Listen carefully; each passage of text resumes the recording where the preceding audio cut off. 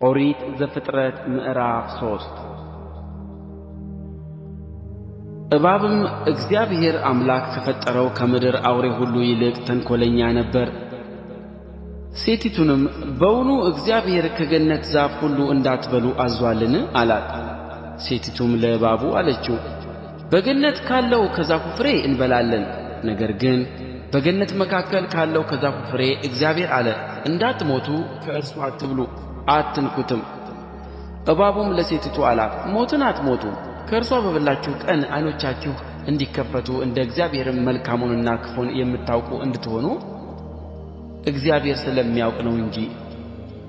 ሴቲቱም ዛፉም ለመብላት ያማረ እንደሆነ ለዓይንም እንደሚያስጎመጅ ለጥበብም መልካም እንደሆነ አየች። ከፍሬውም ወሰደችና በላች፣ ለባሏም ደግሞ ሰጠችው፣ እርሱም ከእርሷ ጋር በላ። የሁለቱም ዓይኖች ተከፈቱ፣ እነርሱም ራቁታቸውን እንደሆኑ አወቁ። የበለስንም ቅጠሎች ሰፍተው ለእነርሱ ለራሳቸው ግልድም አደረጉ። እነርሱም ቀኑ በመሸ ጊዜ የእግዚአብሔርን የአምላክን ድምፅ ከገነት ውስጥ ሲመላለስ ሰሙ። አዳምና ሚስቱም ከእግዚአብሔር ከአምላክ ፊት በገነት ዛፎች መካከል ተሸሸጉ። እግዚአብሔር አምላክም አዳምን ጠርቶ ወዴት ነህ አለው። እርሱም አለ፣ በገነት ድምፅህን ሰማሁ፣ ራቁቴንም ስለ ሆንሁ ፈራሁ፣ ተሸሸግሁም። እግዚአብሔርም አለው፣ ራቁትህን እንደሆንህ ማን ነገረህ? ከእርሱ እንዳትበላ ካዘዝሁህ ዛፍ በውኑ በላህን? አዳምም አለ፣ ከእኔ ጋር እንድትሆን የሰጠኸኝ ሴት እርስዋ ከዛፉ ሰጠችኝና በላሁ። እግዚአብሔር አምላክም ሴቲቱን ይህ ያደረግሽው ምንድር ነው አላት። ሴቲቱም አለች፣ እባብ አሳተኝና በላሁ።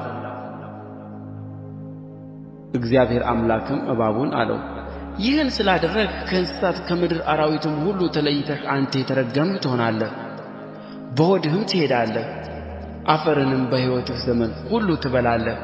በአንተና በሴቲቱ መካከል በዘርህና በዘርዋም መካከል ጠላትነትን አደርጋለሁ። እርሱ ራስህን ይቀጠቅጣል፣ አንተም ሰኮናውን ትቀጠቅጣለህ። ለሴቲቱም አለ፣ በፀነስሽ ጊዜ ጭንቅሽን እጅግ አበዛለሁ፣ በጭንቅ ትወልጃለሽ፣ ፈቃድሽም ወደ ባልሽ ይሆናል፣ እርሱም ገዥሽ ይሆናል።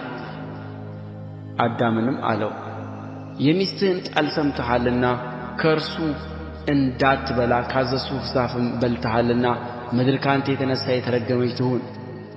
በሕይወት ዘመንህም ሁሉ በድካምህ ከእርሷ ትበላለህ። እሾህንና አሜከላን ታበቅልብሃለች፣ የምድርንም ቡቃያ ትበላለህ። ወደ ወጣህበትም መሬት እስክትመለስ ድረስ በፊትህ ወዝ እንጀራን ትበላለህ፣ አፈር ነህና ወደ አፈርም ትመለሳለህና።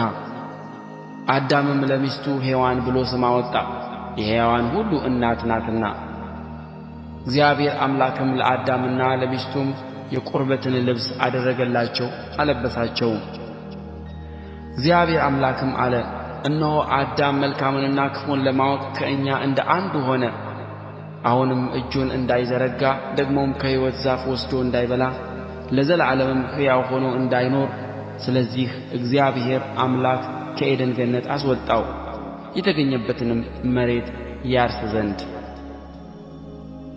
አዳምንም አስወጣው፣ ወደ ሕይወት ዛፍ የሚወስደውን መንገድ ለመጠበቅ ኪሩቤልና የምትገለባበጥ የነበልባል ሰይፍን በዔድን ገነት ምሥራቅ አስቀመጠ።